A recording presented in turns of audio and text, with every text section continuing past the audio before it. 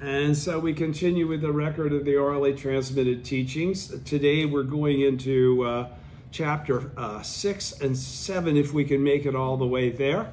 That's Bestowal of Prophecy. There will be 4 important points in Parable of the Phantom City.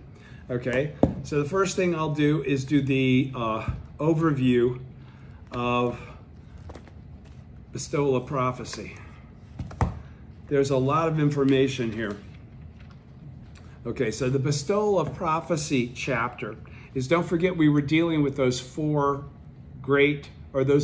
intermediate voice hearers. Now, Sherry Putra is like superior. Intermediate is, and those guys are all real people. Okay? So when I say real people, they didn't appear from somewhere else, is what I'm saying. These are disciples that cruised around with Shakyamuni for his whole preaching life, okay? So in the dictionary on page 41 is the recap of Bestowal of Prophecy chapter, and that's what I'm going to read right now. The 6th chapter of the Lotus Sutra, Bestowal of Prophecy chapter, the 6th chapter of the Lotus Sutra. The prophecy in the title means that made by, pardon me. The prophecy in the title means that the prophecy in the title means that made by Shakyamuni Buddha as to where, when, where, and under what names his disciples will become Buddhas. In this chapter, Shakyamuni prophesies that the 4 great voice hearers, Maheke Shayapa, Madhyayana, Subhuti, and Katyayana, will all attain enlightenment. In the theoretical teaching, first half of the Lotus Sutra, which we're reading right now, Shakyamuni declares that the goal of Buddhist practice is the one vehicle of Buddhahood, not any of the 3 vehicles, i.e. voice hearers, cause awakened ones, and bodhisattvas. We've been talking about for the last 2 chapters this point, right? This principle is called the replacement of the 3 vehicles with the 1 vehicle. Shakyamuni explains this principle in 3 ways. With the doctrine of the true aspect of all phenomena in the expedient means chapter, 2nd chapter. 2, with the parable of the 3 carts in the burning house in the simile and parable 3rd chapter. And 3, by clarifying his relationship with his disciples in the parable of the Phantom City, 7th chapter, which we'll be reading. He employs these 3 explanations to enable the 3 groups of voice hearer disciples, those of superior capacity, those of intermediate capacity, and those of inferior capacity, respectively, to understand the principles of the 1 vehicle teaching. So his main emphasis is to make sure that all of the voice hearers understand this message, that the distinctions of voice hearer versus cause awakened one versus bodhisattva are not 3 different things, but they're all aspects of the 10th world of the Buddha nature, okay? So then he makes this, he employs these 3 distinctions to enable the 3 groups of voice hearer disciples, those of superior capacity, intermediate capacity, and inferior capacity. Intermediate capacity is these 4 that I just mentioned, right? Okay. The Bestowal of Prophecy chapter predicts the enlightenment of those of intermediate capacity who realized the Buddha's true intentions through the parable of the 3 carts in the burning house. In it, Shakyamuni first prophesies that Maheke Shayapa will attain Buddhahood in the future as light, bright Buddha. Remember, we already talked about all this, right? Last week. And he then predicts that Subhuti and Katyayana and Madhyayana, well, pardon me, it's just this week. The thing that they had realized, we just went over last week. The Bestowal of Prophecy chapter predicts the enlightenment of those of intermediate capacity who realize the Buddha's true intention through the parable of the 3 carts in burning house. In it, Shakyamuni first prophesies that Maheke Shayapa will attain Buddhahood in the future as light, bright Buddha. He then predicts that Subhuti, Katyayana, and Madhyayana will also attain enlightenment and bear the names Rare Form Buddha, Jame Bunada, Gold Light Buddha, and Tamalapatra sandalwood fragrance Buddha, respectively. He concludes this chapter by proclaiming that he will next reveal the relationship between himself and his disciples in a previous existence. And that's when we go into the parable of the phantom city. Okay, so next let me go to the parable of the phantom city and do that recap. Pardon me here. Yeah, parable of the phantom city chapter is on page 494. All right. The 7th chapter of the Lotus Sutra, in which Shakyamuni reveals the relationship he formed with his disciples in the remote past when he was the 16th and youngest son of a Buddha named Great Universal Wisdom Excellence. And you've heard me talk about Great Universal Wisdom Excellence a lot. This is the chapter where he relates his relationship to Great Universal Wisdom Excellence.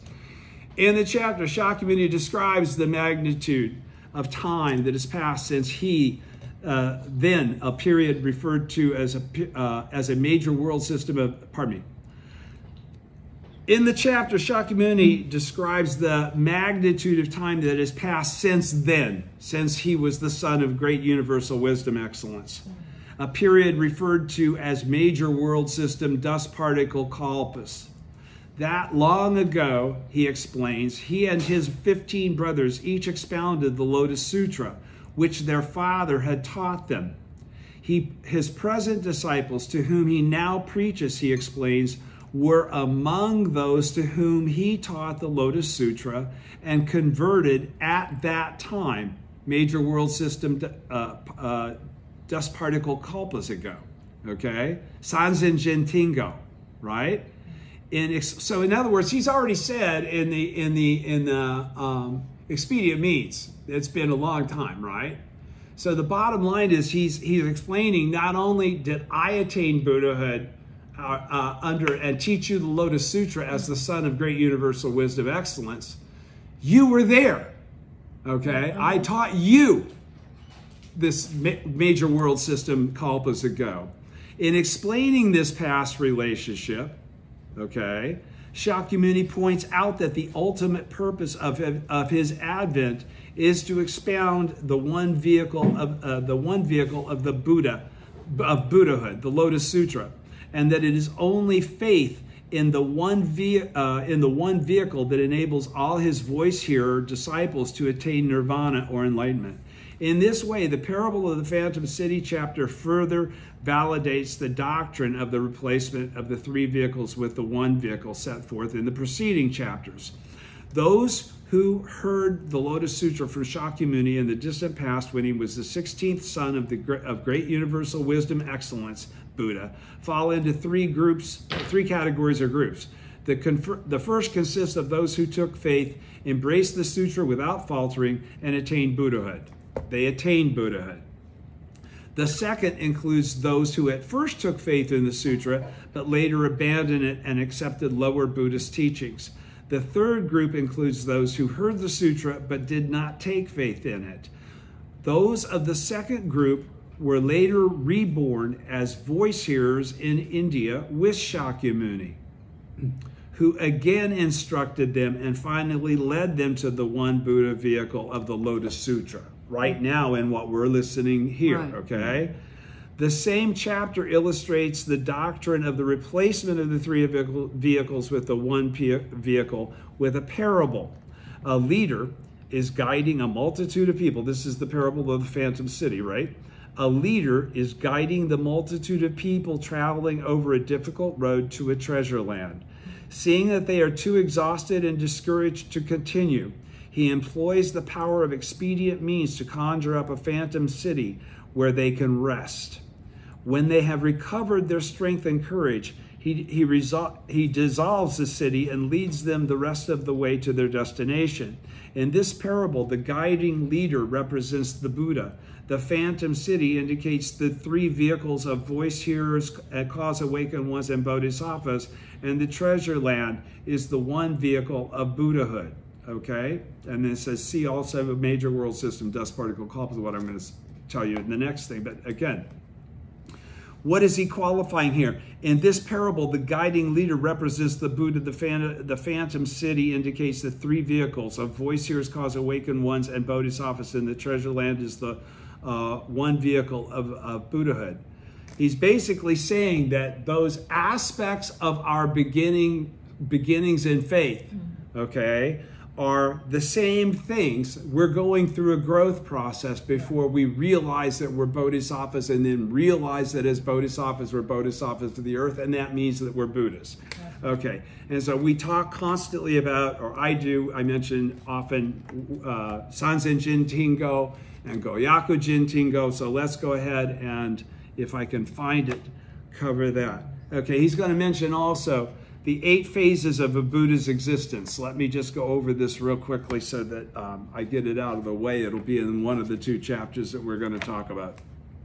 8 phases of a Buddha's existence. 8 successive phases that a Buddha is said to manifest when appearing in the world in order to save people. This, you should be able to relate these 8 things to yourself. Okay? They are descending from heaven, entering the mother's womb, okay, whatever that process is to go from non-substantiality into a zygote, okay? Emerging from the mother's womb, that's birth.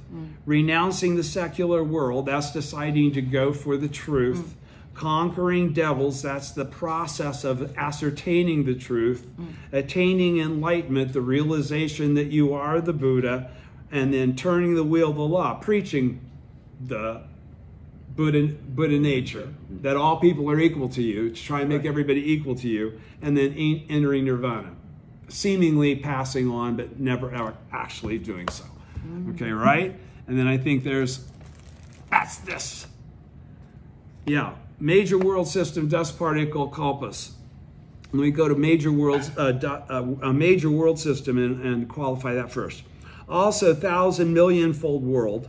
One of the world systems described in ancient Indian cosmology. A world consists of a Mount Sumeru, its surrounding seas and mountain ranges, a sun, a moon, and other heavenly bodies extending upward to the first meditation heaven in the world of form, and downward to the windy circle that is its foundation. This concept might be compared in modern terms to the concept of a solar system, from the standpoint of the planet one lives on. 1,000 worlds makes a minor world system. 1,000 minor world systems compose an intermediate world system, and 1,000 intermediate world systems form a major world system. So when we say major world system, dust particle kalpas, we think of it as less, because we are, numberless major world systems. So a major world system is by itself a vast, immense amount of space. Okay? And then the amount of worlds that would be in it, you grind to dust, okay? And then go this immeasurable distance that he's going to describe here again. And that is a single kalpa, okay? Okay, so therefore one major world system comprises 1 billion worlds, is what I'm trying to say, okay? If you can imagine. Now grind those 1 billion worlds to dust. That's a lot of dust. And hence it is referred to as the 1,000,000,000-fold as the 1,000,000,000-fold world. The universe was conceived as containing countless major world systems. Okay, very similar to what the James Webb Telescope is telling us right now. All right, major world system, dust particle kalpas. Now we get into the expression of what's in the sutra. An immensely long period of time described in the parable of the Phantom City, 7th chapter of the Lotus Sutra, to indicate how much time has passed since Shakyamuni preached the sutra to his voice-hearer disciples as the 16th son of the Buddha, great universal wisdom excellence. Everybody's with me? Okay. A major world system is that of ancient Indian, a major world system is that of ancient Indian cosmology. The parable of the Phantom City chapter explains the duration called major world system dust particle kalpas as follows. If a person should use his strength to smash a major world system, should completely crush its earth particles and reduce them all to powdered ink. And if when passed through 1,000 lands he should drop one speck of ink If he continued in this manner until he had exhausted all the specks of ink, if one took all the lands he had passed through, both those he had dropped a speck in and those he did not, and once more ground their earth into dust, and took 1 grain of dust to represent 1 kalpa, approximately 16 million years. The number of tiny grains of dust would be less than the number of kalpas in the past when that Buddha lived. So that's an extremely long time ago. Great universal wisdom excellence, okay? In this explanation, that Buddha refers to great universal wisdom excellence, who is preaching to his sons the Lotus Sutra. Now, if we think about the 28 chapters of the Lotus Sutra, how could he have said the same Lotus Sutra to them that we're now hearing where he's described? You know, he wouldn't have been preaching a Lotus Sutra in which, okay, he's the one preaching it, all right? So my point is the Lotus Sutra is something that's intangible. It's not it's not 28 chapters of words and concepts. It's actually something that cannot be defined. It's in the realm of the unfathomable, okay? Understand that, okay? You cannot perceive the true aspect of Buddhahood, regardless of in your enlightenment, because the universe of which it's a part is too vast for you, unless you're making things up in your head. There's no way. Okay, understanding the processes by which all things exist is what you can understand. Okay, so he says, pardon me. Okay, the number of tiny grains of dust would be less than the number of kalpas in the past when that Buddha lived. In this explanation, that Buddha refers to great universal wisdom excellence Buddha, and an immeasurable number of kalpas that elapsed since his extinction is commonly described by the term major world system dust particle kalpas. In the parable of the Phantom City chapter, Shakyamuni declares that major world system dust particle kalpas in the past, he was born as the last of the 16 sons of the great universal wisdom excellence Buddha, who was formerly a king. This Buddha expounded the Lotus Sutra, and his sons, blessed by the chance to hear their father's teaching, transmitted it to a great number of people. Those who were taught by the Buddha's 16th son, Shakyamuni, were later reborn in India together with Shakyamuni, the son's reincarnation, to complete their Buddhist practice for attaining enlightenment. And that's it. Okay. I don't think there's anything more that I'm going to get into right now. Let me go ahead and get into Bestowal of Prophecy on page 67 of the orally transmitted teaching, or the orally transmitted teachings. Okay? Chapter 6, the Bestowal of Prophecy, 4 important points. Everybody was clear on that, right? Yeah. Okay.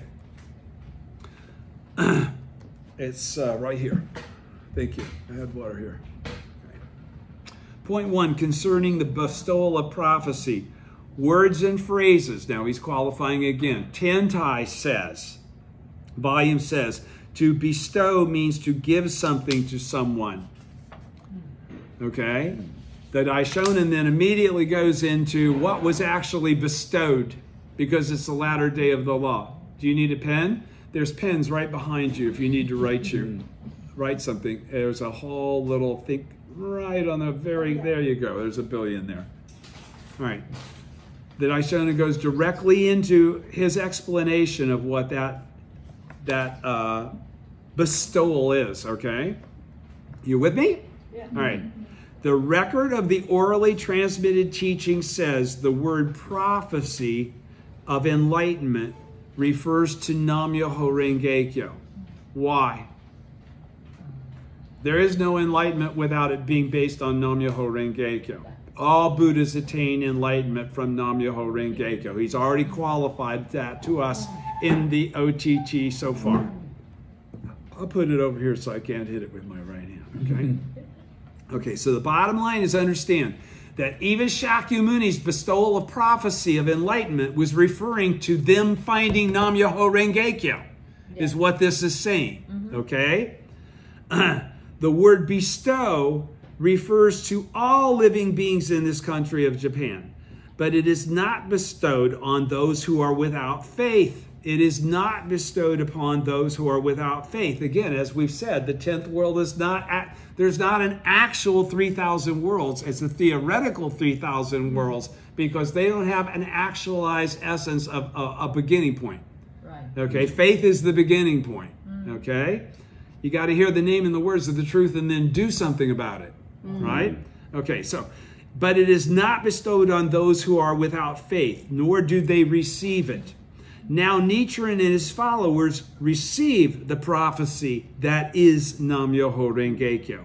Again, we may say that the bestowal of prophecy is a bestowal of prophecy given to the entire Dharma realm, because in reality, everything in the Dharma realm has the essential, the original state is its essential nature. Okay, and the original state is Nam-myoho Renge-kyo. We've already qualified that, right? The Mela consciousness, okay? Again, we may say that the bestowal of prophecy is a bestowal of prophecy given to the entire Dharma realm, because the Daishonin is saying that everyone can attain Buddhahood through chanting Nam-myoho Renge-kyo. And so does theoretically, the principles of the Lotus Sutra qualify the same thing. The means to actualize that is Nam-myoho Renge-kyo. If one receives a bestowal of prophecy destining one to hell, that means that a bestowal of prophecy of evil karma is given to evildoers. And when you surmise from this how the same pattern will apply to the other 10 worlds. So what he's saying is that if you're in the world of hell, if you're in the world of hunger, if you're in the world of animality, if you're in the world of anger, you know, all the way up to the 9th world, all of the people of these worlds are bestowed a prophecy of enlightenment. Okay, and the Buddha land is actually all of these 9 worlds. As a result, say it again. Do you understand? Yeah. Okay, just like this Sahe world is a Buddha land, all the other lands are Buddha lands. That's why all the inhabitants of all, whether even they're in hell, they all have the ability to attain then and there, once Nam-myoho Renge-kyo is qualified by the original teacher. Again, we may say that the bestowal of prophecy is a bestowal of prophecy given to the entire Dharma realm. If one receives a bestowal of prophecy destining one to hell, that means that a bestowal of prophecy of evil karma is given to evildoers. And you can surmise of how this same pattern will apply to the others of the 10 worlds. Where there is a prophecy of life, there is certain to be death. And where there is a prophecy of death, there will also be rebirth. This is the bestowal of prophecy that is constant and unchanging throughout the 3 existences of past, present, and future. In effect, we may say that the 4 great voice hearers, disciples of intermediate capacity, Maheka Shayapa, Katyayana, Madhyayana, Subhuti, represent the 4 phases of birth, aging, sickness, and death that we pass through, because they're human beings just like us who attain Buddhahood in their present form. Through Maheka Shayapa is the phase of birth. Katyayana is the phase of aging. Madhyayana is the phase of sickness, and Subhuti is the phase of death. When the Lotus Sutra appears, then these 4 phases of birth, aging, sickness, and death manifest themselves as the 4 great voice hearer disciples. They are like the 8 phases of a Buddha's existence, which I just went through, right? Okay? Which is nothing more than the natural process of emerging from non-substantiality all the way through the process of re-entering it, okay? A prophecy is bestowed concerning the activities of the true aspect of all phenomena, the activities of birth, aging, sickness, and death. It is a bestowal of prophecy concerning Myoho, the wonderful law. And therefore, it is a bestowal of prophecy indicating the Dharma realm. It is a bestowal of prophecy concerning Renge, the lotus, and therefore it is a bestowal of prophecy indicating the purity of the Dharma realm. It is a bestowal of prophecy concerning Kyo, the sutra, or continuance, the teaching, and therefore indicating that the words and voices of living beings are constant and unchanging throughout the three existences of past, present, and future. It is a bestowal of prophecy that is conveyed in a single utterance, Nam-myoho Renge-kyo. Okay? What does that all add up to as an actual bestowal of prophecy of? The pacification of the land through the propagation of the law. Let me read it again. It's Kosen Rufu. A prophecy is bestowed concerning the activities of the true aspect of all phenomena. Okay? That's Nam-myoho Renge-kyo, right? Yes. And this is the function of birth, aging, sickness, and death. It is a bestowal of prophecy concerning the mystic law that is unfathomable, the wonderful law, and therefore it is a bestowal of prophecy indicating the Dharma realm. Okay, the Buddha realm that is all things, the original state. It is a bestowal of prophecy concerning Renge, the simultaneity of cause and effect. Okay, and therefore it is a bestowal of prophecy indicating the purity of the Dharma realm. In other words, nothing can stop this thing from happening. Okay, it is a bestowal of prophecy concerning Kyo, the sutra or continuance, the teaching, and the continuance of the teaching through the propagation of the law. Okay, based on that, then what happens? And therefore indicating the words and voices of living beings are constant and unchanging throughout the three existences of past, present, and future. They're all bestowing what has been bestowed upon them. Okay? It is the bestowal of prophecy that is conveyed through a single utterance of Nam-myoho Renge-kyo. The single utterance of Nam-myoho Renge-kyo bestowed the prophecy of the pacification of the land through the propagation of the law, because the law had now been clarified. Because the latter day has, it's the latter age is the only time that can come out, right? So, do you understand what it's saying? This is he's qualifying that the prophecy of enlightenment for Modgayayan and all those guys is really the prophecy of Kosarufa for all mankind. Okay, for all living beings. Okay, point 2, concerning page 69, concerning Meheke Shayapa, light bright. In the passage, this disciple of mine, Meheke Shayapa, will be able to become a Buddha named Light Bright, thus come one. The record of the orally transmitted teaching says the name Light Bright refers to the countenance and aspect of all living beings. The light is the burning of the fierce fires of hell, which is what? The firewood of our Buddhahood, right? It is none other than the wisdom fire of the originally enlightened Buddha of limitless joy. Okay, let me say it again. The record of the orally transmitted teaching says the name Light Bright refers to the countenances, plural, an aspect of all living beings, which would be, what is the one thing that all living beings have in common? The original state. Nam-myoho Renge-kyo. They're all Nam-myoho Renge-kyo, thus come once. That's what they all have in common. Okay? Doesn't matter if they're from hell or from the ninth world. Okay? They all have, okay. The light is the burning of the fierce fires of hell. And he goes, because even as far as hell, this is applicable. It is none other than the wisdom fire of the originally enlightened Buddha of limitless joy. The original teacher who perceives this law that is indivisible from all aspects of everything. It is the original state. Do you understand? The same applies to the other 10 worlds. Because this Buddha of limitless joy is the Buddha nature which exists always, whether it's manifest or not. It's not created. It's Nam-myoho Renge-kyo. That's what I'm trying to explain. The same applies to the other 10 worlds, all the way up to the fruit of Buddhahood. They're already present. All right?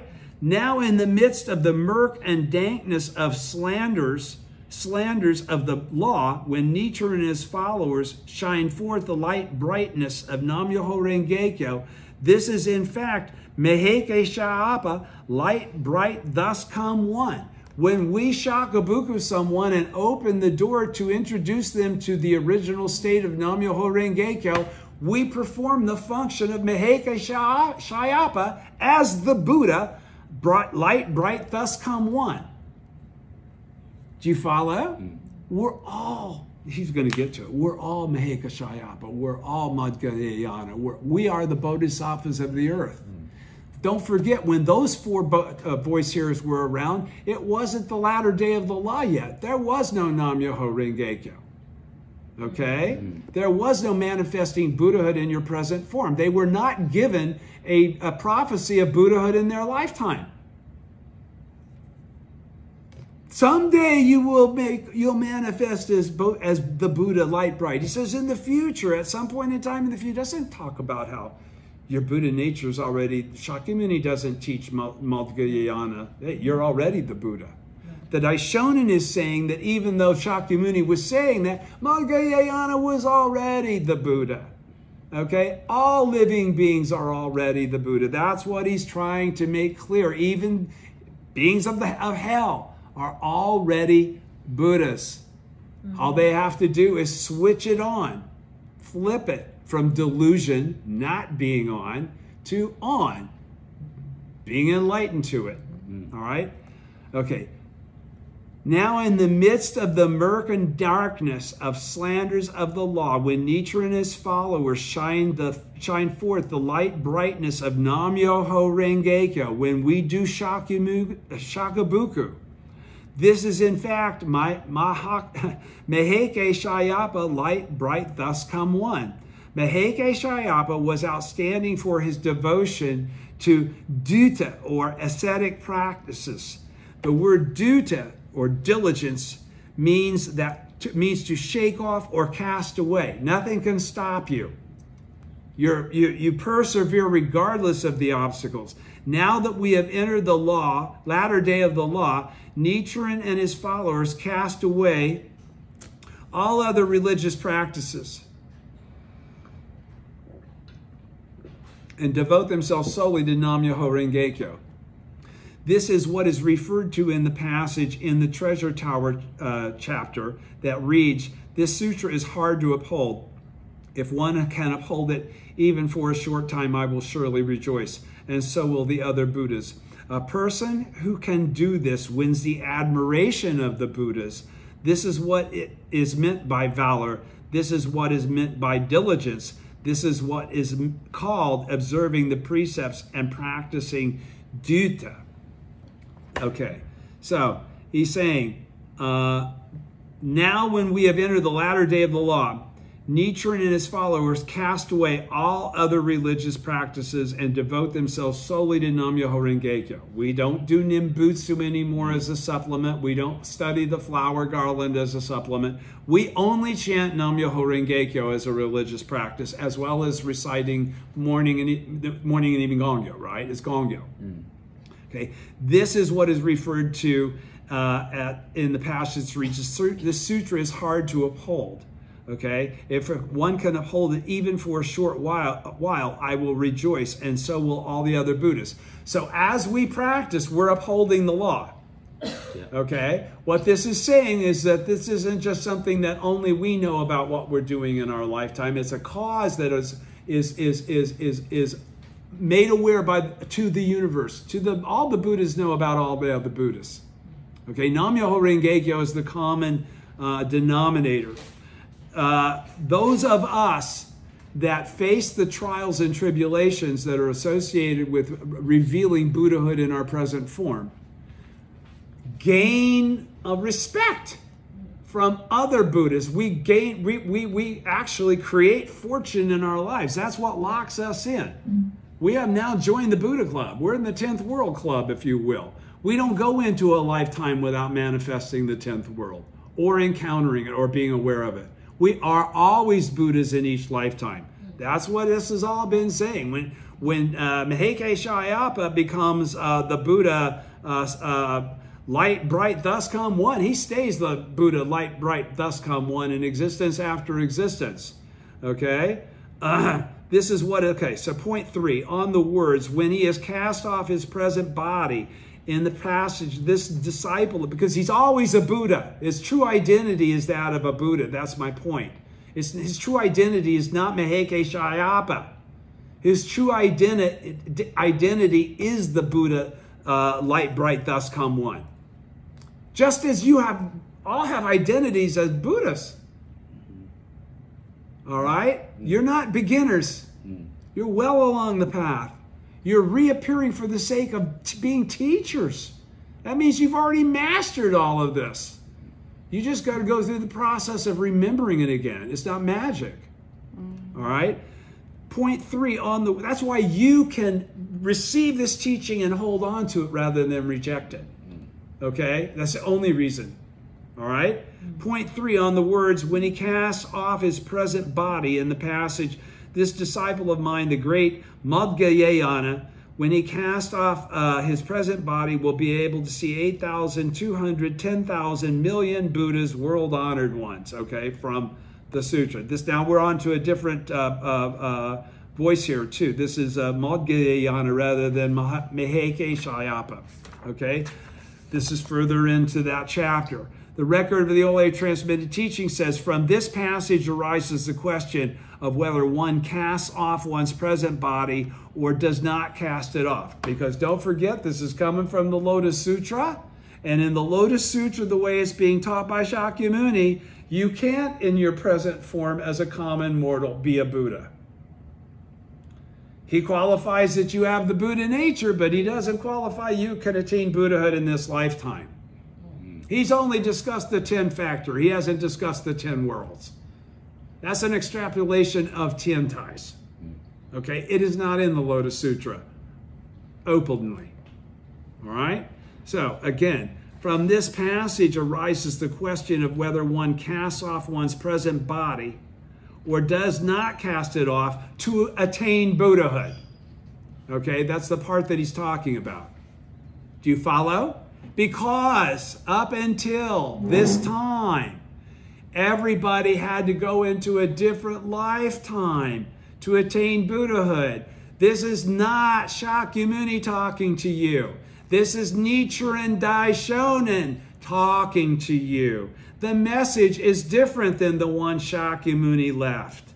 That's why this is here, left by the disciple Nikko, Nikko Shonin. Okay? So, again, from this passage arises the question whether one casts off one's body or does not cast it off. The answer is no, you don't. That's what he's going to answer here. To cast off means to do so temporarily or provisionally, but not to cast off for all time. Casting off temporarily is representative of the essential teaching, our present form. While casting off for all time is representative of the theoretical teaching. But that's for like Buddhas that are Buddhists. But to assert that one must cast off one's present body, in fact, goes against the principles of earthly desires are enlightenment and the sufferings of birth and death are nirvana. Okay, so he's saying this was an expedient means. Shakyamuni was qualifying to Madhyayana when you're able to cast off your 9-world body to gather. You know, don't forget Shakyamuni was able to elevate the treasure tower that was as big as the third of the world and all of the assembly up into the air. He was able to do all kinds of things that Madhyayana would never be able to do, even as an enlightened one. All right? All right. Because it's metaphors. It's mixed metaphors and not historical fact. All right. But to assert that one must cast off one's present body, in fact, goes against the principles of the Buddhism of sowing, that earthly desires are equal enlightenment. okay? And the sufferings of birth and death are nirvana, okay? So in the end, however, we may say that when Nichiren and his followers chant Nam-myoho Renge-kyo, they have already done this cast off, if you will. They can attain Buddhahood in their present form. They do already have the Buddha body present in their nine-world body, okay? We don't have to elevate the treasure tower and do magical shit, okay? We live as common mortals that exist as Buddhas, all right? In the end, however, we may say that when Nichiren and his followers chant Nam-myoho Renge-kyo, they have already cast off their present bodies. This is because in doing so, they have shown that they do not hesitate to give up their lives. Again, we do not begrudge our lives, right? That's what makes us Buddhas. Only a Buddha is willing to do that. Only a Buddha has the wisdom to do that. You may do it out of a sense of faith. All it did was reveal that you had already attained to Buddhahood in your present form. Okay? Even though you didn't give yourself that qualification. Again, we may take the word sha to cast off. Are you following everything that I'm saying, dear? Yeah. Yo-yo? Yeah? Yeah. Okay. Again, if we take the word sha to cast off in the sense of to offer up, then we may say that one offers up the 5 elements that make up one's body to the Dharma realm. What are those? The 5 components that make us entities, okay? Temporarily, because they're temporarily gathered, right? So again, we may say, if we take the word sha to cast off in the sense of to offer up, then we may say that one offers up the 5 elements that make up one's body to the Dharma realm, to the Dharma realm, to Buddhahood, to Nam-myoho Renge-kyo.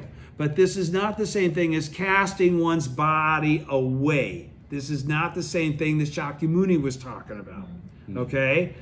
To assert that one must cast off one's present body before one can attain Buddhahood is a doctrine of the provisional teachings. Okay? The true meaning of casting off one's body consists in casting aside one's feelings of attachment to the provisional teachings, to such teachings, it says, to such doctrines, to the provisional teachings, to the things that say that you have to go through a lot more to become a Buddha. Rather than you are already a Buddha, you just need to remember that and manifest it. This passage, but you can't do it without Nam-myoho Renge-kyo, other than theoretically. This passage on casting off the body is an expression of the concept of 3,000 realms in a single moment of life, is an expression of the concept of 3,000. It's not actual Ichinen Sanzen, it's theoretical Ichinen Sanzen, okay? Casting off one's body means returning to and embracing the fundamental principle, which is the 3,000 realms in a single moment of life, okay? Which is that you do have the 10th world within you. It's actual Ichinen Sanzen. He's making the clarification between it's not theoretical Ichinen Sanzen, it's Nam-myoho Renge-kyo Ichinen Sanzen, is what he just qualified there. I'll say it again. This passage of casting off the body is an expression of the concept of 3,000 realms, is an expression of the concept of the realm of 3,000 realms in a single moment of life. Casting off one's body means returning to and embracing the fundamental principle. What's returning to? What do you return to? Original. The original state, exactly. It's returning to, and what's the fundamental principle? The basis of all things, which is Nam-myoho Renge-kyo. So he's saying, casting off one's body means returning to and embracing Nam-myoho Renge-kyo, which is the 3,000 realms in a single moment of life, because that's Buddhahood in your present form. Okay? Only happens in the latter day of the law, only happens in the embracing of the original teacher. Okay? You don't get it from somebody else. That's why you have a Gohonzon. Oh, you have a relationship with the original teacher that is vertical. It's direct. It's not through a teacher. Do you understand? You are a disciple of the original teacher, not some other disciple of the original teacher. No. You can have teachers, but when I talk about the original teacher, we're talking about the original state. We're talking about Nam Myoho Renge Kyo. You in your purest form of identity. All things in their purest form of identity. Okay? So I love you. You don't know how much you encourage me. This is what the great teacher Myolo means when he says in his commentary on Great Concentration and Insight, Volume 5, you should understand that one's life and its environment in a single moment encompass the 3,000 realms. Therefore, when one attains the Buddha way, one puts oneself in accord with this fundamental purpose of the true 3,000 worlds, which includes Nam Myoho Renge Kyo. Do you understand? It's not theoretical, it's actual.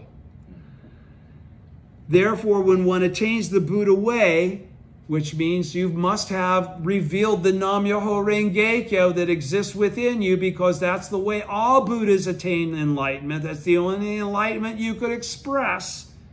You may express it through expedient means, because the other people that you're trying to express it to, you wouldn't, you know what I'm saying? You may have to use expedient means, but that's not what we're talking about. We're direct disciples. This is the truth. Therefore, when one attains the Buddha way, one puts oneself in accord with this fundamental principle, and one's body and mind, get this now, that I've been saying these words over and over again, but here's the Daishonin qualifying exactly what it is. And one's body and mind at a single moment of life pervade. Now, what's pervade mean? It means they can reach out to, they are a part of the entire phenomenal realm, the entire realm of phenomena. No separation between you and anything else anywhere. That's a magnitude that only modern science can begin to fathom. Really. Numberless major world system dust particle kalpas doesn't begin to touch the kind of distances that the James Webb Space Telescope is letting us see. That is numberless major worlds. Okay? All right. You with me? Mm-hmm. All right. So, continuing to point 4. On the words concerning the causes and conditions of past existences, I will now preach in the passage concerning the causes and conditions of past existences. They pertain to me and you. I will now preach.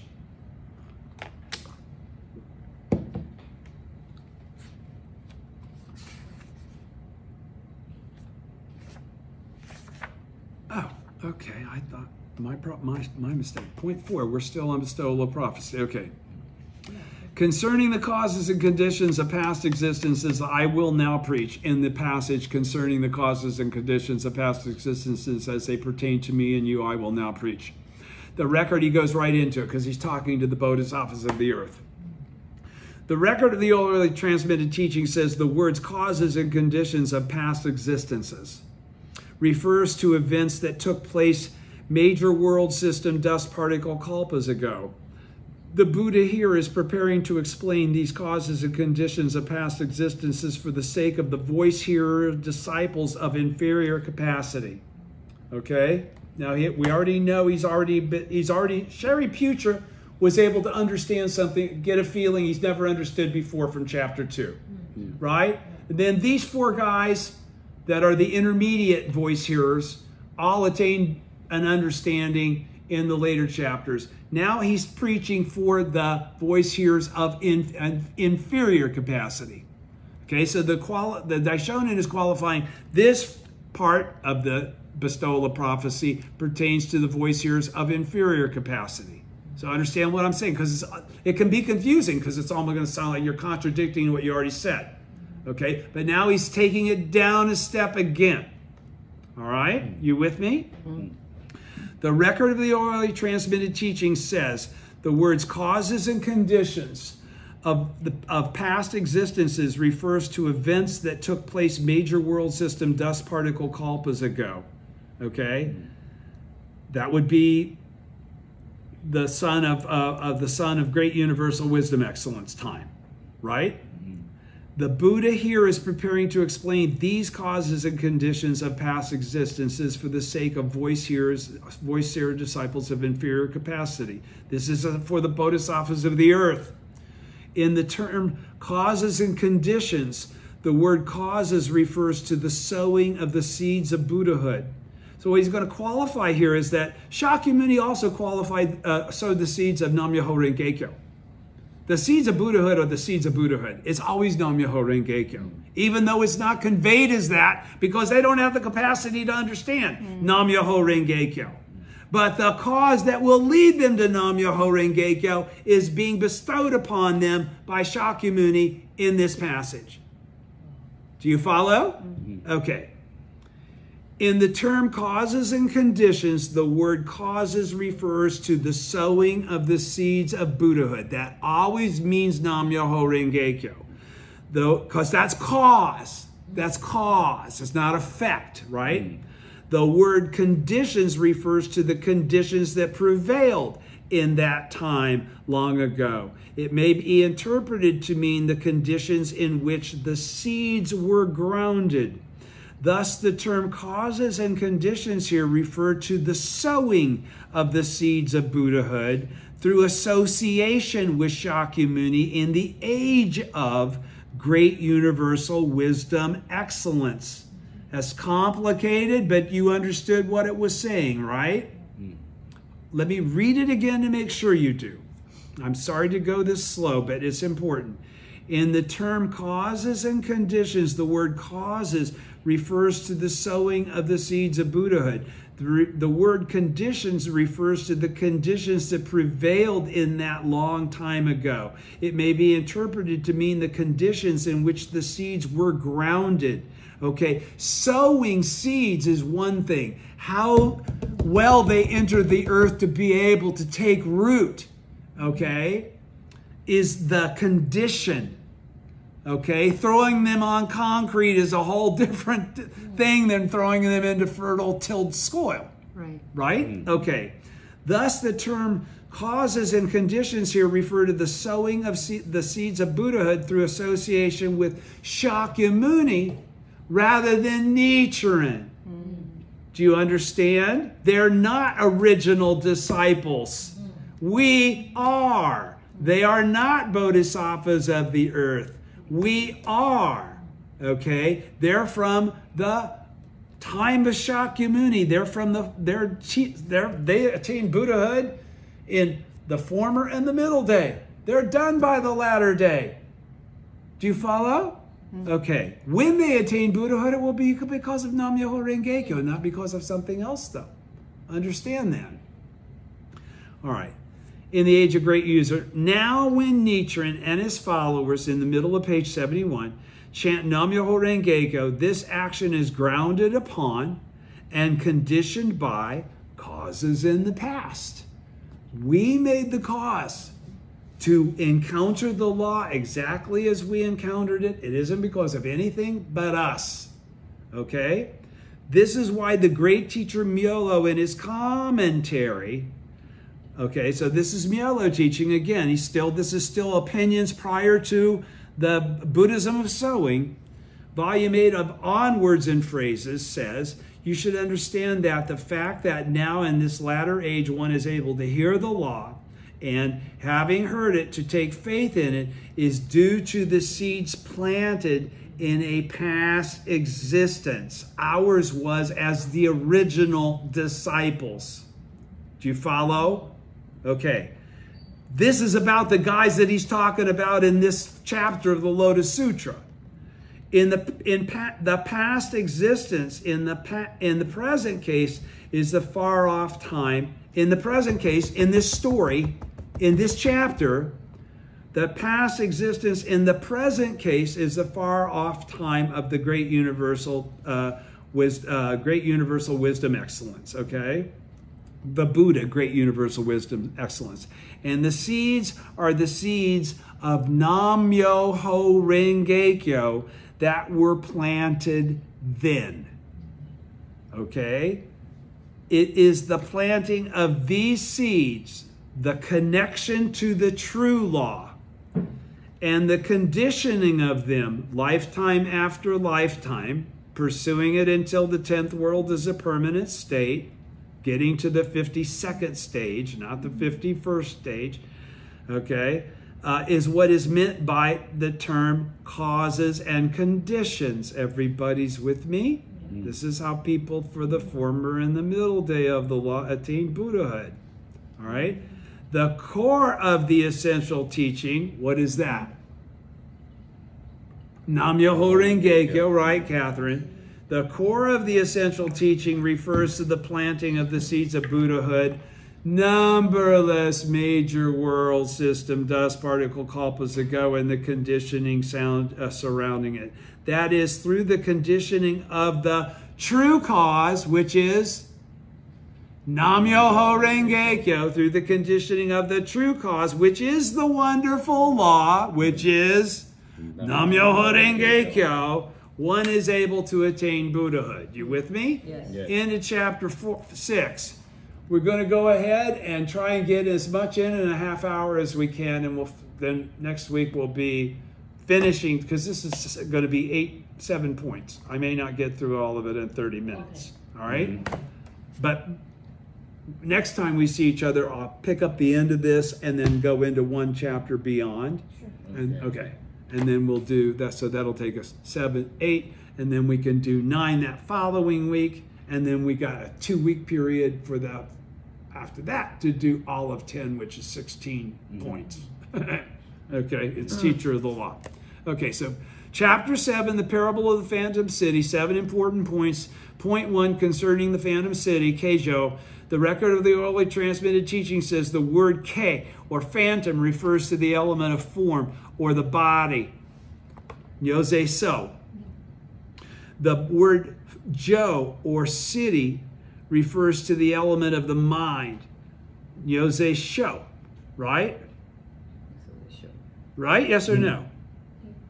The provisional teachings declare that these two elements of body and mind are characterized by impermanence. The provisional teachings. But the message of the Lotus Sutra is the assertion that this impermanence is in fact a state of permanent abiding. That is, the phantom city is identical with the treasure land. You're with me? The place where the treasure land is to be the place where the treasure land is to be found. And what does that correlate to? Our Sahe world is actually a Buddha land. All right? That is, the phantom city is identical with the treasure land, the place where the treasure is to be found. In effect, when Nichiren and his followers chant Nam-myoho Renge-kyo, they are gaining enlightenment. In other words, we're becoming wise to the wisdom of the fact that our bodies and minds are Nam-myoho Renge-kyo, namely that the phantom city is identical with the treasure land. Let me say that again for what it really says. Okay, sorry. Now that is that the phantom city is identical with the treasure land, the place where the treasure is to be found. In effect, when Nichiren and his followers chant Nam-myoho Renge-kyo, they are gaining enlightenment into the fact that our bodies and minds are the wonderful law itself. I said Nam-myoho Renge-kyo. That is the wonderful law. Our bodies and minds are Nam-myoho Renge-kyo itself. Namely, that the phantom city is identical with the treasure land. Namely, that the Sahe world is identical with the Buddha land, and we're here to make it that way. Okay?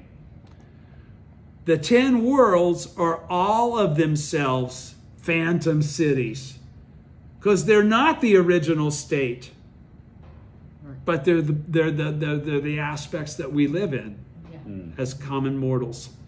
The 10 worlds are all of themselves the 10 worlds are all of them, phantom cities, and each of the 10 worlds is a treasure land. Okay, and so what is he qualifying there again? The world of hell is a treasure land just as much as the world of Buddhahood. All right? It's so important for everybody to don't make extinctions. This is all about the oneness of everything. That's what these chapters are trying. That's the whole premise. That's coming down to the single law of the original state in your being able to perceive it. Okay? So, or again, the phantom city, our lives, which he just qualified, phantom cities, okay, the 10 worlds are all of them the phantom cities, and each of the 10 worlds is a treasure land, right? Now he says then, or again, the phantom city is the 9 worlds other than Buddhahood, and the treasure land is the state of Buddhahood. But they're all the same. They never appear without one another, correct? All right. From the phantom city to the treasure land in this chapter is a distance. They got to go on this trip. It's this long, okay? It's a distance of 500 yojanas, okay?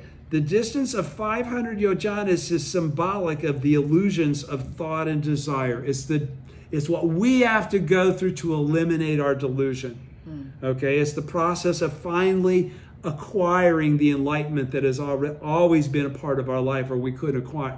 It's not acquiring it, revealing the enlightenment that's always been part of our life. Okay?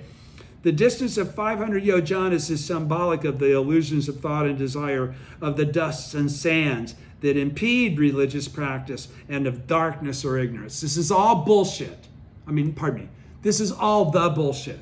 Everything that's bullshit in life is what he just described. This is all your delusion, all right? The dust, the sands that impede religious practice, your laziness, your 9-world life, okay? Your arrogance. Yeah. Think of all the 9 types of arrogance. It's all kind of bad shit he's talking about here, all right? To understand, and that's delusion. You have to overcome that delusion to reach the treasure land, correct? Yes. Right? So that's Buddhahood, right? Okay, and then once you reach Buddhahood, you don't leave where you are. So the Sahe world becomes the Buddha land, right? So to understand that these 500 yojanas of earthly desires are the 5 characters of the wonderful law, they're all Nam-myoho Renge-kyo, means to realize that the phantom city is identical with the treasure land, that the Sahe world and the Buddha land are the same. In this statement that the phantom city is identical with the treasure land, the single word identical is symbolic of Nam-myoho Renge-kyo. Because why? What is the one thing that is identical with all things? The original state. Nam-myoho Renge-kyo. That's why he keeps coming up with this cool shit. You understand? Get into this vibe, man. This is where this whole thing's coming from. The single word identical is symbolic of Nam-myoho Renge-kyo. Just like to receive the teacher's teaching correctly is to make oneself identical with the understanding of the teacher, is to become identical with the standing of the teacher, right? Is to become the Buddha yourself. All right? Each moment of life in the phantom city, in the 9 worlds, is a moment of life in the treasure land, if you understand what the treasure land is and you have the means to perceive it, which is the 10th world activated, which is nothing more than chanting Nam-myoho Renge-kyo to the Gohonzon. We can all understand the treasure land. This is not a mystery. This is not something beyond us. Okay? The provisional teachings assert that the elements of our bodies and minds are characterized by impermanence. But the Lotus Sutra asserts that they are permanently abiding. To wipe out all attachment to this concept of impermanent means to wipe out the phantom city. So what did he just say? To wipe out all attachment to the concept of impermanence means to wipe out the phantom city.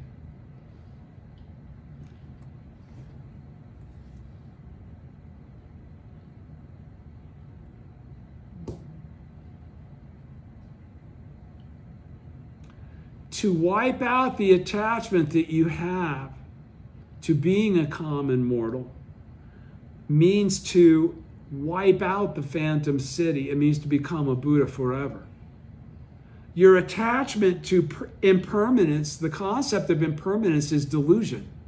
Yes. He just said the provisional teachings, not the correct teaching, the provisional teachings say that the elements of our bodies and mind are impermanence. Okay? The Lotus Sutra asserts that it's permanently abiding. It's the death that is not death, right? Right. We're going to get into all that in the 16th chapter. Okay? To wipe out all attachment to the concept of I only have one life at a time, or, you know, it's to see that you're eternal. When you perceive and see that you're eternal, you actually become eternal. That's Buddhahood. That's eternal. Okay? That's forever. That's enlightenment that doesn't go away. All right? But okay, so to wipe out all attachment to this concept of impermanence, to the provisional teachings, means to wipe out the phantom city, the concept of the 9 worlds, that you're not already a Buddha exactly as you are. Again, the phantom city is our skin and is our skin and flesh. The phantom city, the 9 worlds, is our skin and flesh. The treasure land, the things that allows us to stand and actually move, okay, is our bones. Okay, the treasure land, the truth, is our real substance. Do you understand? Not our flesh and skin. Do you understand? Do you understand what he's trying to say? The true structure of our life is our eternal identity, not our temporary one. All right? To gain entrance into the fact that these 2 elements of our bodies and minds are the wonderful law is to grasp the essential substance of the statement that the phantom city is identical with the treasure land. All right? To gain enlightenment, in other words, to understand and perceive and to accept and never let go of. To gain enlightenment into the fact that these 2 elements of mind and body are the wonderful law. That we ourselves are Nam-myoho Renge-kyo. When you come to that, not just a theoretical understanding, but that is who you are. Okay?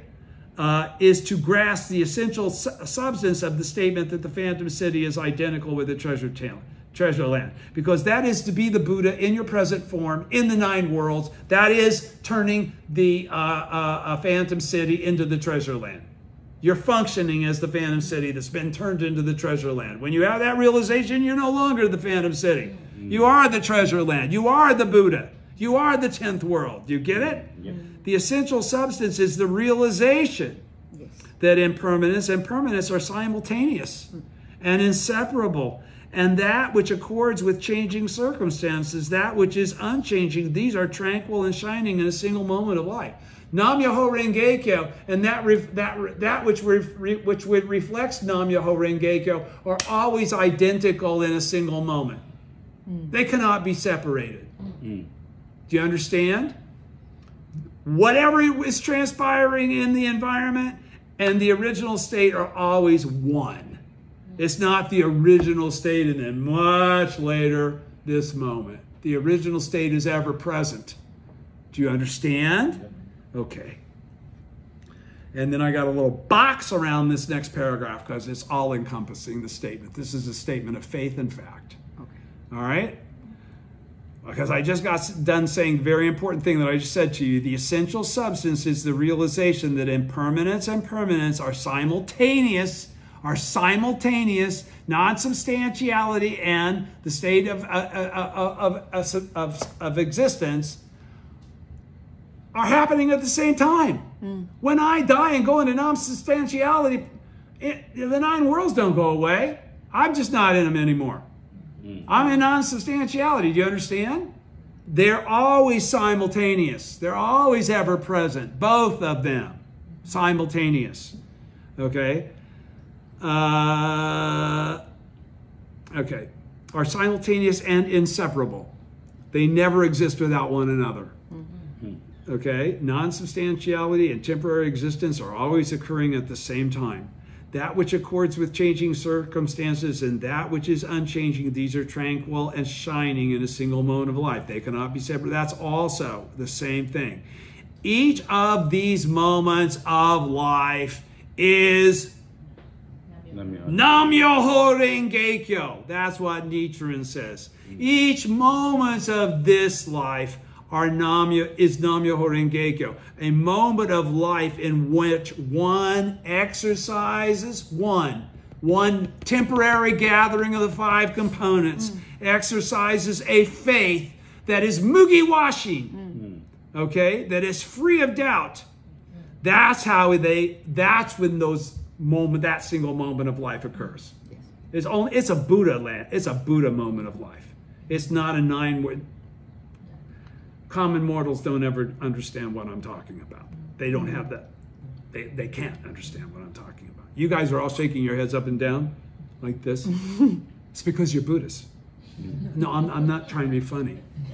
I'm saying that is the reason your head shakes up and down. You do understand. Okay? Okay, so he says, one should give particular thought to the word identical, which I've already qualified for you. All right? In the statement that the Phantom City is identical with the treasure land. That's why that paragraph is a box. That's a full statement of pure wisdom. Each of these moments of life is Nam-myoho Renge-kyo, a moment of life in which one exercises a faith that is free of doubt. One should give particular thought to the word identical. I'm saying, when he's saying, you should think about this. You should give this thought. Man, God damn, you better come back and think about this. You don't read it once and go, I got it. Or he wouldn't have written, you really need to think about this. Okay? Because otherwise, you think you got it because you got the surface understanding. And you didn't understand what a Buddha understands with those same identical words. Okay? It's an unenlightened mind versus a 10th world activated mind. Okay? Continuing, point 2, concerning the Buddha, Daitsu Jisho, or Great Universal Wisdom Excellence. God, it's been so long. That's how I learned to, so that's who Great Universal Wisdom Excellence is Daitsu Jisho, okay? When we learned all this stuff way back in the day, it wasn't translated into English like this. Okay, it was still in the Japanese. So when we heard about Great Universal Wisdom Excellence, they called him by his name, Daitsu Jisho. Okay? I never knew until just now. I never put the two together. Oh, okay. The record of the orally transmitted is going straight into the Daishonin talking here. Daitsu, or Great Universal, represents the mind king, or the core of the mind, while Chisho, or Wisdom Excellence, represents the distinctive functions of the mind. What did that just qualify?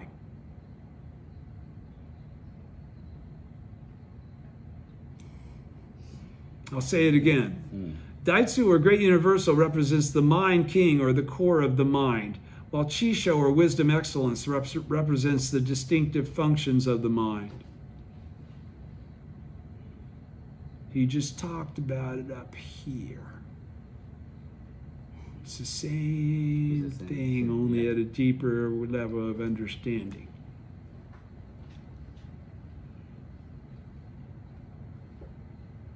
What would be the mind king, or the core of the mind?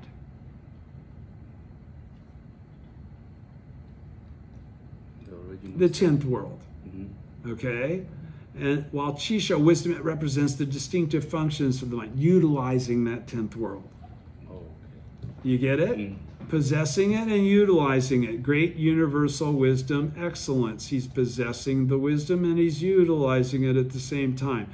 The record of the orally transmitted teaching says, Daitsu, or Great Universal, represents the mind king, or the core of the mind. What else could be the core of the mind other than the original state? Nothing. Okay? So it's Nam-myoho Renge-kyo. While Chisho, or Wisdom Excellence, refers to the distinctive functions of the mind, the outflows from that original state. Do you get it? Do you understand what I'm saying? The core is the absolute truth of all things. The functions are the discernment of that truth. Do you follow? Okay, maybe this will make it more clear if I keep going. Great universe, okay, represent the distinction. Wisdom excellence represents the distinctive function of the mind. Great universal is the theoretical teaching, and wisdom excellence is the essential teaching. Great universal wisdom excellence is this body that each of us possesses. Now, Nichiren and his followers who chant Nam-myoho Renge-kyo are all great universal. The act of chanting the Daimoku is wisdom excellence. Do you understand? The wisdom to perceive the truth and the utilization of that wisdom are two different things. One is never changing, and one is constantly abiding with changing circumstances. One is living in the ninth world, in the nine worlds. Okay, let me say it again. Now Nichiren and his followers who chant Nam-myoho Renge-kyo are great universal. Okay, so great universal means that we're all this mind core. Okay, we're all bodhisattvas of the earth. We're all this mind core. What is he talking about? Nam-myoho Renge-kyo, right? Okay, so at the act of chanting that Daimoku is wisdom excellence. It's the expression of the mind core. Get it? The mind core doesn't have a mouth. I have a mouth. My function is I function in a way that allows my mind to express itself. My mind doesn't express anything without the rest of me. You get it? Yeah. You need okay. Both. It's both. Okay. So that's why he's been saying body and mind cannot be separated. Body and mind are the same thing. Body and mind are Nam-myoho Renge-kyo. They're not separable. You can't have Nam-myoho Renge-kyo and then nothing to be able to convey it. What good is it? Okay? The wisdom of the votaries of the Lotus Sutra, which is who? Us. Is 100, 1,000, 10,000 times more excellent than the greatest wisdom of the schools of the provisional teachings. Hence, it is called wisdom excellence. Okay? And there he's making a qualifying statement. This is the ultimate teaching. What I'm teaching you right now as I'm requalifying these key phrases from the Lotus Sutra, this is the correct teaching. It isn't that 28 chapters. It's understanding what you get out of that 28 chapters from knowing and understanding this. You utilize that 28 chapters as a mechanism to reveal this. That's what we're involved in. Okay? All right. The great of, continuing at the very bottom of page 73, the great of great universal represents the element of the body, while the universal represents the element of mind. Our lives that undergo the cycle of birth and death are great universal. The thoughts that occur in our minds, our bodies and mind that repeat birth and death are wisdom excellence. When we look at it this way, we see that the votaries who chant Nam-myoho Renge-kyo are the Buddha, great universal wisdom excellence, and they're also the 16 princes who are the sons and are functions of our minds. How many times have you had him say in this, you're Shakyamuni? Yeah. Right? So he's not making any distinction about being any separation between Buddhists who are that are clear about the original state, that are actually Buddhists. Okay? So, let me go back. That's us. The great, here he says the name Buddha died, it says, here's a little asterisk, the name of the Buddha Daitsu Chisho is also translated as great penetrating wisdom excellence. It could be great universal wisdom excellence or great penetrating wisdom excellence if you wanted to try translate it. Here we go. Last sentence on 73. The great of great universal represents the element of the body, while the universal represents the element of the mind. Our lives that undergo the cycle of birth and death are great universal. The thoughts that occur in our bodies and minds that repeat death, birth, and death are wisdom, excellence. Do you understand? The original state and our incarnate existences. You follow? That's what it's talking about. The thoughts that occur in our bodies and minds that repeat birth and death are wisdom, excellence. When we look at it this way, we see that the votaries who chant Nam-myoho Renge-kyo, us, bodhisattvas of the earth, are the great universal of the Buddha, great universal wisdom, excellence, and the 16 princes who are his sons are functions of our minds. Shakyamuni is a function of our mind. Amida is a function of our mind. Whoever else is one of those, there's 16 of them. I don't remember them all.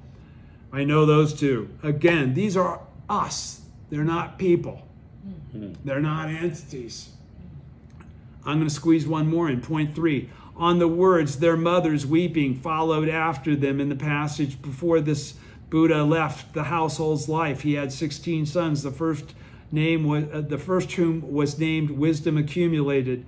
These sons each had various kinds of rare objects and toys of one kind or another. But when they heard that their father had attained Anuttara Samyak Sambodhi, Supreme Perfect Enlightenment, they all threw aside their rare objects and went to where the Buddha was. Their mothers, weeping, followed after them.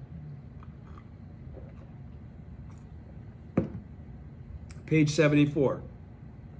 The record of the orally transmitted teaching says their mothers are mothers of the 16 sons. So I guess universal wisdom excellence had more than one wife. But in its true meaning, mother represents fundamental darkness or ignorance. The obstacles or illusions that arise from this ignorance may be termed mothers. While one is transmigrating through the realm of birth and death, one is journeying in company with this mother that is ignorance. But when one turns away from that realm and reaches a state of nirvana, then one kills the mother ignorance. The mother ignorance is embodied in persons such as those who follow the Nembutsu, Zen, or True Word teachings. So is this any of this applicable to you or me? No. No. All right? So let me go back and start over. The record of the orally transmitted, their mothers are mothers of the 16 sons, but in its true meaning, mother represents fundamental darkness or ignorance. What do we get rid of in order to become enlightened? What do we overcome to become enlightened? What is keeping us from being a Buddha right now if we're not Buddhists?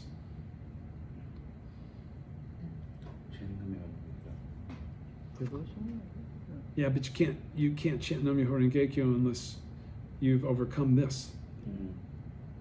Chanting Nam-myoho Renge-kyo is to also overcome this. Understand, accept. Huh? Understand, accept. You are the Buddha exactly as you are. No, you overcome your fundamental darkness and ignorance. Your fundamental darkness and ignorance is the innate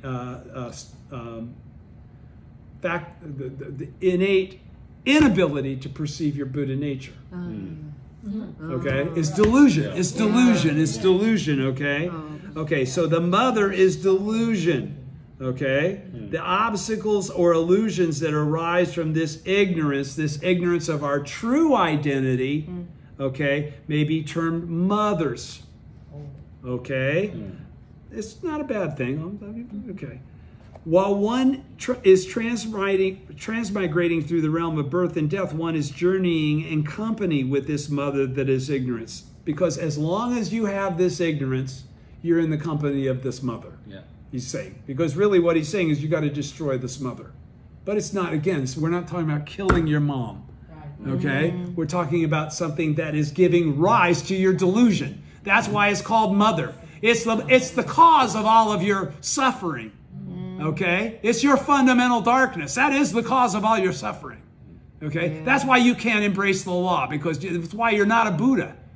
Okay? All right. When one is transmigrating through the realm of birth and death, one is journeying in company with this mother that is ignorance. But when one turns away from that realm, the realm of birth and death, because we go into the realm of Buddhahood, right? Birth and death in the realm of Buddhahood is a whole different thing than that being trapped in the 6 lower worlds. Do you understand? That's what he's talking about. All right. While one is transmigrating through the realm of birth and death, okay, that's the sixth paths. Okay, that's not transmigration through the upper 3 worlds or the transmigration in the realm of Buddhahood. All right? All right. While one is transmigrating through the realm of birth and death, the 6 lower worlds, one is journeying in the company with this mother that is ignorance, because you're obviously ignorant if you're still in the 6 worlds. You haven't even gotten to voice here yet. Everybody's with me, right? But when one turns away from that realm and reaches a state of nirvana, which is anything from cause awakened one on, right? Because cause awakened one's actually Buddhahood, right? It's still that correct thinking instead of incorrect thinking. It's that thinking that is I'm constantly abiding versus I'm impermanent. Get it? That's what the people in the 6 realms think. Okay? Voice seers don't think that. Cause awakened ones don't think that. Bodhisattvas don't think that. They're all disciples of the Buddha. Right? Yes. Okay. God, I'm sorry. I don't mean to raise my voice because I get excited. I get excited to make this clear. Okay? Because I can see, wow, it's not that clear. Okay? Sometimes.